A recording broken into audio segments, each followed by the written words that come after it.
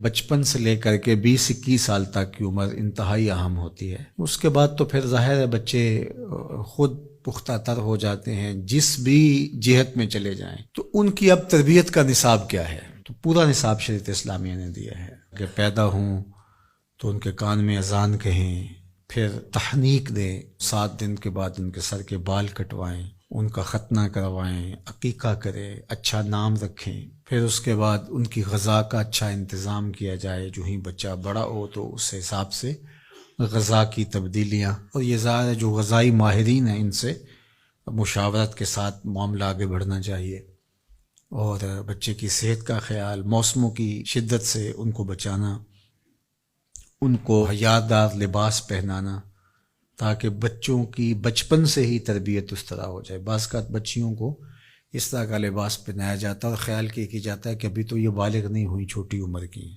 تو چھوٹی عمر سے ہی ان کو جو ہے وہ یہ چیزیں سکھلائی جائیں تاکہ وہ ان کی طبع کے اندر وہ چیز راسخ ہو جائے۔ اگر 9-10 سال کی بچی بھی پردہ نہیں کرتی اور اس طرح کا لباس پہنتی ہے تو بعد میں اس کو اتنی جھجک نہیں ہوگی اور پھر اس کو پردے پہ لانا مشکل ہو جائے گا۔ تو یہ ساری چیزیں جو ہیں وہ بچوں کو شروع سے سکھائی جائیں۔ ان کی فطرت میں یہ چیز ہوتی ہے، اس فطرت کو اجاگر کرنا ہوتا ہے۔ اس طرح 7 سال کا بچہ ہو جائے تو اس کو نماز کی تلقین کرنا، اور 10 سال کا ہو جائے اور نماز نہیں پڑھتا تو اس پہ سختی کرنا تاکہ وہ نماز قاطی ہو، اور جب بالغ ہو جائے تو پھر تو شرن بھی اس کے اوپر واجب ہو جاتی ہے، اب اگر نہیں پڑھے گا تو گناہ گار ہوگا۔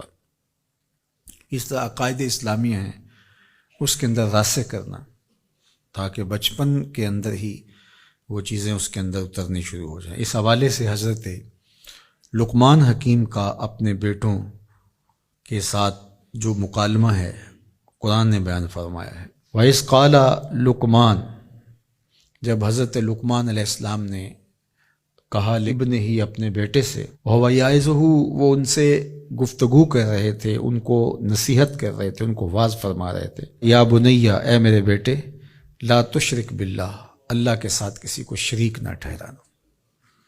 اولاد کی طبع میں توحید کو راسخ کرنا اور انہیں شرک سے اجتناب کرنے کی تلقین کرنا، یہ تمام وصیتوں کی جان ہے۔ چونکہ عقیدہ توحید جب آپ کے سینے میں اتر گیا تو پھر آپ خوف کے مرض سے نجات پا جائیں گے، آپ کے اندر توکل پیدا ہوگا، اللہ کا خوف پیدا ہوگا اور غیر کا خوف دل سے نکل جائے گا، آپ کی طبیعت ریا سے مبرہ ہو جائے گی، خلوص للہیت، یہ چیزیں پیدا ہوں گی۔ تو یہ توحید کا فیضان ہے، اور ہم کیا دیکھ رہے ہیں؟ چند ٹگوں پہ لوگ اپنی زندگیاں وار رہے ہیں۔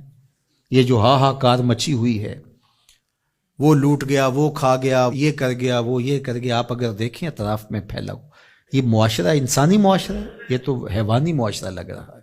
یہ سارے لوگ ماں باپ کی گود سے تربیت لے کے گزرے ہوئے لوگ ہیں۔ اسی طرح سکول، کالج، دانشگاہیں، ادارے، یہ سارے اس آغوش سے گزر کے گئے۔ 16-17 سال بچہ استاد کی تربیت گاہ سے گزر کے گیا ہے، لیکن وہاں جا کر کے اس کا پیٹ ہی نہیں بھر رہا، رشوت کا بازار گرم کر لیا۔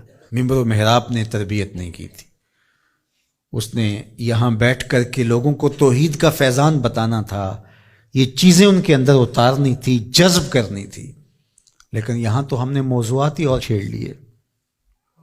نظری مسائل میں خطیب الجھ کے رہ گیا، اور نتیجہ کیا ہوا ہے کہ قوم کی تربیت کا فریضہ اس سے عہدہ برائی نہیں ہو سکا۔ اور آج ہمارے دفاتر کے اندر رشوت کا بازار گرم ہے، تھانے کچہریاں مچھلی منڈیاں بنی ہوئی ہیں، آیان سلطنت سے لے کر کے درجہ چہارم کے ملازم تک آپ دیکھ لیجئے گا، لوٹ مار کا بازار گرم ہے۔ یہ پورا معاشرہ وحشیوں کا معاشرہ ہے، گدوں کی طرح ایک دوسرے کو نوچ رہے ہیں۔ تو یہ جرم تو میرا ہے نا، میں باپ ہوں، میں نے تربیت نہیں کی۔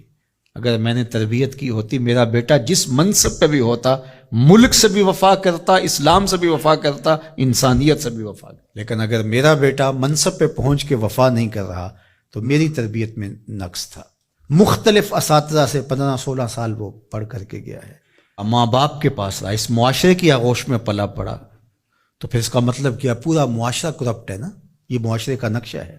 اگر ہم نے تربیت کی ہوئی ہوتی تو یہ نتیجہ کبھی نہ ہوتا. تربیت کا عمل مفقود ہو گیا ہے. دانشگاہوں سے لے کر کے منبر و محراب تک، آغوش مادر سے لے کر کے معاشرے کی پھیلی ہوئی وسیع آغوش تک، سارا نظام ہے جس کا چہرہ، جس کے خد و خال اب ہمارے سامنے آ گئے ہیں. اور آنے والا دور کتنا بھیانک ہوگا ذرا تصور کیجئے. تو آج میں اور آپ جہاں کھڑے ہیں، اگر ہم نے اپنی نسلوں کو نہیں سنبھالا ہے اور ان کے اندر اسلامی عقائد اتارے نہیں ہیں، راسخ نہیں کیے ہیں، تو جس سمت ہم بڑھ گئے، آنے والا دور بھیانک ہوگا.